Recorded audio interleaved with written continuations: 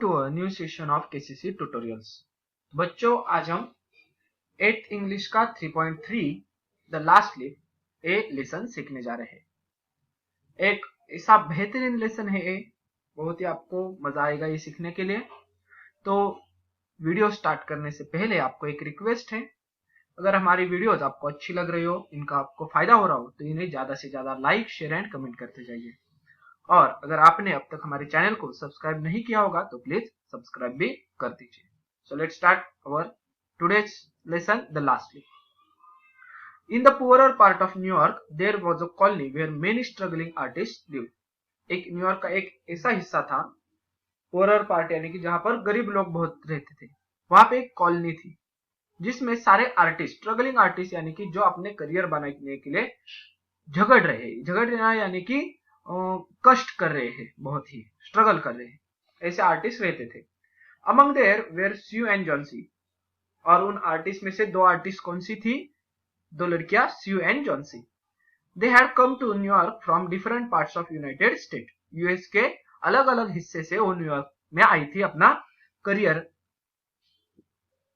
Try करने के लिए। जैसे कि देख लो, हम महाराष्ट्र में, नहीं तो इंडिया में क्या करते हैं, सारे लोग मुंबई में अपना करियर ट्राई करने के लिए जाते हैं कि वहां पर मेरा कुछ तो करियर बनेगा। ऐसे ही यूएस में न्यूयॉर्क ऐसी बहुत सारी जगह है जहां पर ये अपना करियर करते हैं लोग। तो ये दोनों न्यूयॉर्क चली आई थी अपना गांव छोड़ के। When they met, they found that they shared the same interest and they became friends। और जब वो एक दूसरे को मिली तब उन्हें तो समझ में आ गया कि पता चला कि हमारा दोनों का इंटरेस्ट जो है वो आर्ट्स में ही है, और इसकी वजह से वो दोनों फ्रेंड बन चुकी थी। They shared a flat and set up a joint studio trying to earn a living through art। और उन्होंने एक फ्लैट शेयरिंग पे लिया था, यानी कि एक ही फ्लैट में दोनों रहने वाली थी, और जहां पर उन्होंने अपना स्टूडियो खोला था। आर्टिस्ट का स्टूडियो क्या होता है? जहां पर वो आर्ट कर सके, कलाकारी कर सके, और जिसकी वजह से वो पैसा कमा सके। Johnsy was small, thin and not very strong. Johnsy कैसी थी? तो छोटी थी, पतली थी, और ज्यादा स्ट्रॉन्ग नहीं थी। After spending a few month in New York she became ill with pneumonia. कुछ महीने उसने गुजार दिए न्यूयॉर्क में और उसे न्यूमोनिया हो चुका था। न्यूमोनिया हमें डिसीज मालूम है। In those days it was not easy to cure pneumonia patient. और एक ऐसा वक्त था जहां पर न्यूमोनिया का जो इलाज करना आसान नहीं था, यानी कि सभी जिनको न्यूमोनिया होता था वो सभी बच जाएंगे, ऐसी परिस्थिति नहीं थी उस वक्त। Though Sue looked after her well, Johnsy showed no signs of improvement. Sue तो उसके तरफ जॉन्सी की बहुत देखभाल करती थी, मगर जॉन्सी में ऐसी इंप्रूवमेंट यानी कि उसकी तबीयत सुधारने का नाम ही नहीं ले रही थी, ऐसा दिखाई नहीं दे रहा था। One day the doctor told Sue that Johnsy had one chance in a ten। एक दिन स्यू को बुला के जॉन्सी के बारे में डॉक्टर बोलते हैं कि सिर्फ उसे 1 चांस इन 10 यानी कि 10 लोगों को अगर निमोनिया हो जाता है तो एक बचता है, ऐसा चांसेस जॉन्सी का है अभी। And that chance is for her to want to live. और अगर वो अपने तबीयत को सुधारने का चांस देगी, यानी कि अपना मन ठान लेगी कि मुझे तो तबीयत अच्छी करनी है, तभी उसकी तबीयत सुधर जाएगी, ऐसे बोलते हैं डॉक्टर। यानी कि अंदर से उसका पॉजिटिव एटीट्यूड होना चाहिए इस बीमारी की तरफ। He said, Your little lady has made up her mind that she is not going to get well। मगर आपकी जो लिटिल लेडी यानी कि जो छोटी बहन है, फ्रेंड है, देख लो, उनका तो माइंड ऐसा हो चुका है कि मैं अब इस बीमारी से बरी नहीं हो सकेंगी। He told Sue that medicines alone did not help if the patient did not wish to live। और उन्हें ये भी कहा कि अगर सिर्फ मेडिसिन तो कुछ नहीं कर सकते, अगर पेशेंट की विश ही नहीं, उसकी इच्छा ही नहीं अपनी तबीयत सुधारने की, तो मेडिसिन क्या करेंगे? तो देख लो, पहले तो कैसा होता है कि जब हम बीमार पड़ते हैं तो हमारा भी पॉजिटिव एटीट्यूड होना चाहिए कि हम एक गोलियां लेंगे, एक मेडिसिन लेंगे, ट्रीटमेंट लेंगे, तो उसके साथ हम ठीक हो जाएंगे। मगर ऐसी अगर पेशेंट की इच्छा नहीं होगी तो मेडिसिन का कुछ भी उपयोग नहीं होता। दैट डे जॉन्सी जस्ट ले in the bed without making any sound और मूवमेंट। अब उस दिन क्या थी? तो जॉन्सी ऐसी ही पड़ी थी अपने बेड पे, कुछ भी आवाज नहीं कर रही थी, मूवमेंट, हलचल नहीं कर रही थी। First Sue thought that she had fallen asleep, but she noticed that Johnsy was looking out of the window। पहले तो स्यू को लगा कि जॉन्सी तो अस्लीप यानी कि सो गई है, मगर उसने नोटिस किया कि जॉन्सी तो सो चुकी नहीं है, तो विंडो की बाहर, looking out of the window यानी कि विंडो के बाहर, खिड़की बाहर कुछ देख रही है। And was counting something again and again in a very low voice, almost a whisper. और कुछ ऐसी थिंग है, कुछ ऐसी चीज है जिसे वो बार बार काउंट कर रही है इन अ लो वॉइस, यानी कि छोटे आवाज में। विस्परिंग करना यानी कि छोटे आवाज में। She to look out of the window but there was nothing to see. Sue ने भी देखा कि वो क्या गिन रही है, तो उसने विंडो की खिड़की के बाहर देखा, तो वो वहां पर उसे कुछ भी नजर नहीं आया।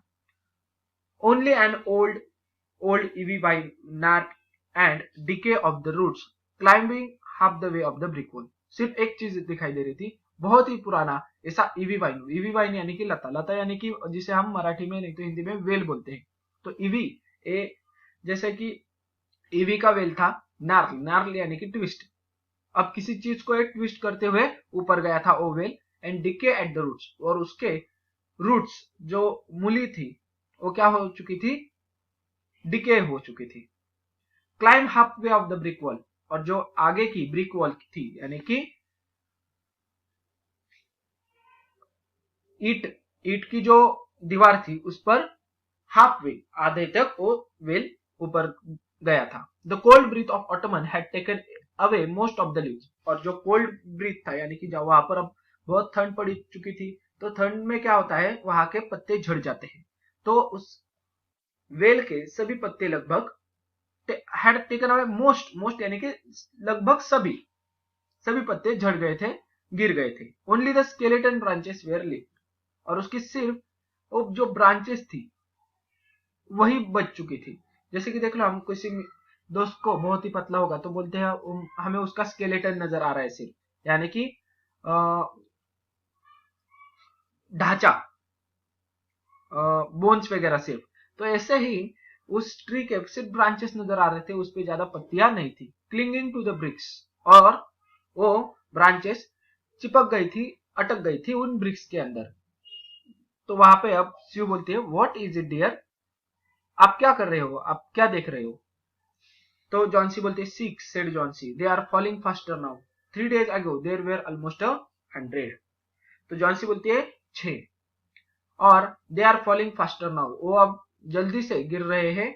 3 days ago 3 दिन पहले यहाँ पर 100 के आसपास पत्ते थे। इट मेड माई हेड एक टू काउंट देम, और मुझे उन्हें गिनने में परेशानी हो रही थी, मेरा सिर दुखता था, इतना परेशान करते थे पत्ते गिनने के लिए। But now it's easy, there goes in another one, मगर अब 6 ही बचे हैं, इसलिए बोल रही है अब बहुत ही आसान हो चुका है। और उसी वक्त वो बोलते हैं, देयर गोज अनदर वन, देख लो और एक गिर गया। There are only 5 left now, और अब तो 5 ही बचे। 5 व्हाट डियर, मगर आप क्या बोल रहे हैं, 5 क्या।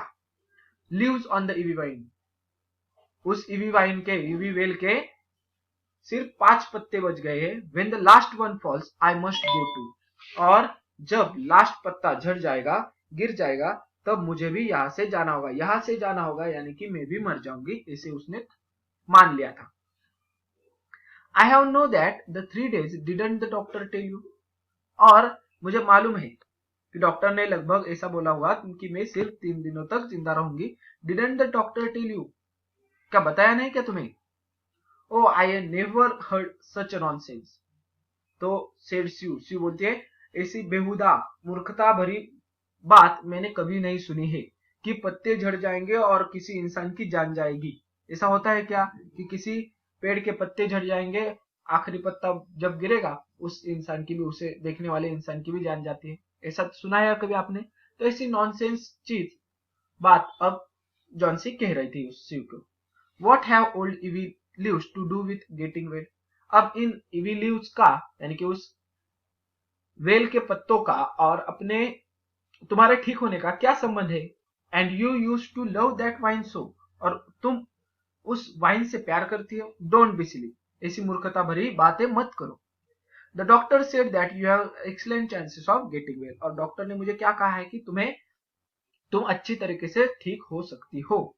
टेक सम ब्रोथ नाउ, और ये लो ब्रोथ यानी कि हॉट सूप, अब ये हॉट सूप ले लो। And let me back to my work, और मुझे अपने काम पे जाने दो। तो इतनी उसकी केयर करती थी ए जॉन्सी की स्यू, उसकी दोस्त। But Johnsy just keep looking out of the window, मगर जॉन्सी तो खिड़की के बाहर ही देख रही थी। There goes another, no I don't want any broth, ए देख लो और एक पत्ता गिर गया और मुझे अब हॉट सूप नहीं चाहिए। दैट लीव जस्ट 4, अब तो 4 ही बज गए हैं। I want to see the last one fall before it get dark, और जब सूरज ढल जाएगा, रात हो जाएगी, उससे पहले मुझे देखना है कि वो लास्ट पत्ता भी, आखिरी पत्ता भी गिर सके। Then I will go too, और उसके बाद मैं भी मर जाऊंगी। तो वहां पर जो स्यू थी वो क्या बोलती, Johnsy will you promise me to keep your eyes closed, Johnsy तुम मुझे प्रॉमिस करती हो क्या, तुम अपने आंखें बंद कर सकोगी, बंद करती हो, and not look out of the window until I am done working, और उस खिड़की के बाहर मत नहीं देखोगी जब तक मैं मेरा काम पूरा नहीं करती। I must hand those drawing in tomorrow, hand those यानी कि मुझे ये जो ड्राइंग्स है वो कल तक कस्टमर को देने हैं, हैंड ओवर करना यानी कि दे देना। आई नीड द लाइट, और उसके लिए मुझे लाइट चाहिए, otherwise I would have close the window, उसी के लिए मुझे लाइट चाहिए, इसलिए तो मुझे खिड़की विंडो ओपन करनी होगी।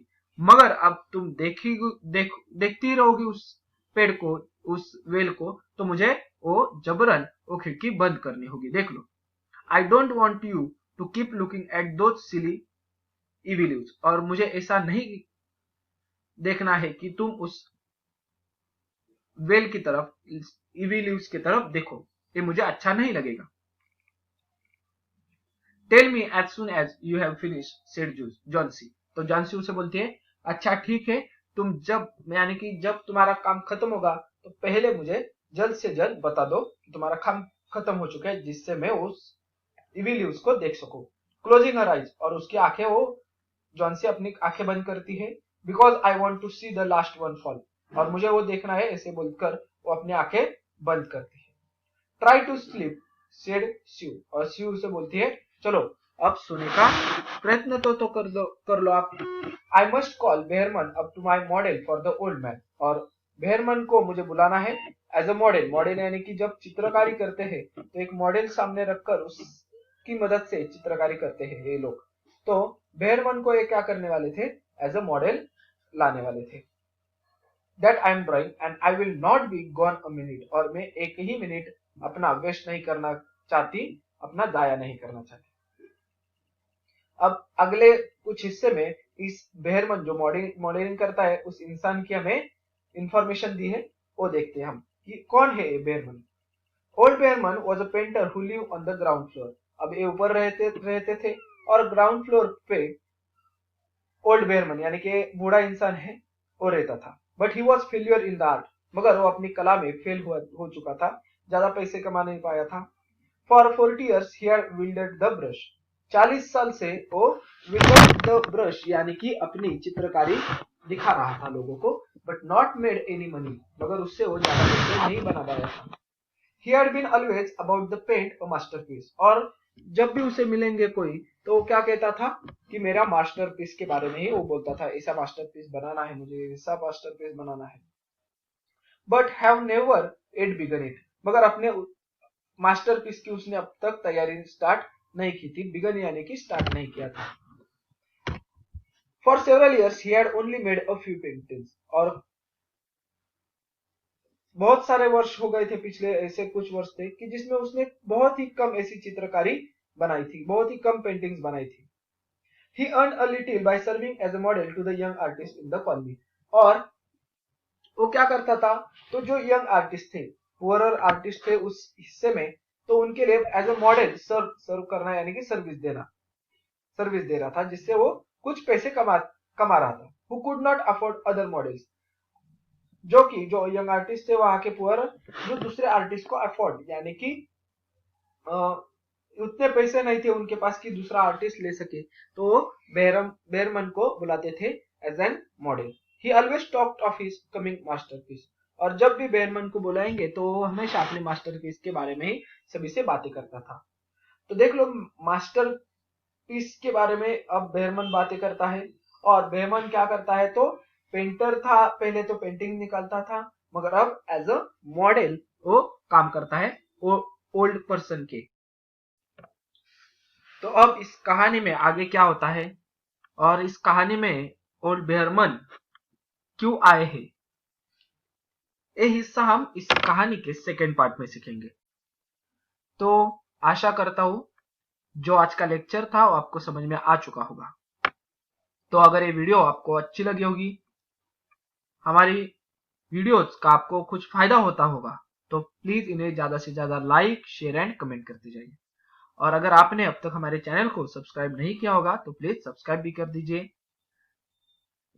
केसीसी ऑनलाइन ट्यूशन का अगर आप हिस्सा बनना चाहते हो, हमारी ट्यूशन ज्वाइन करना चाहते हो, तो डिस्प्ले में दिए गए नंबर पे कॉल करके अधिक जानकारी ले सकते हो।